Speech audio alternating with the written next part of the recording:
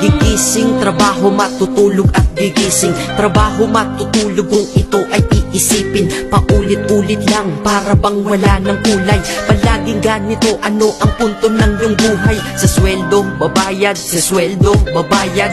Kakasweldo lang pero ubos ang pera kagad. Ito ba talaga ang binigay na kapalaran? Hindi ka mabubuhay kung hindi mo babayaran. Mahirap pala to, sana maaga kong nalaman. Para kang malayang preso pag di ka anak mayaman. Dahil aking napuna kapag bumiyahe sa umaga. Mga tao sa paligid ko hindi rin maligaya. Tayo ay mga alipin sa moderno na lipunan. Magandang kinabukasan kailangang pag-ipunan. Pero pagkatapos nun, ano ba ang kasunod? Ika'y magkakasakit, mamamatay ka ng pagod. Di ba napakalupit? Ganito ba talaga? Habang nabubuhay ka, pera ang mahalaga. Kaya magtrabaho ka, magbanat ka ng buto.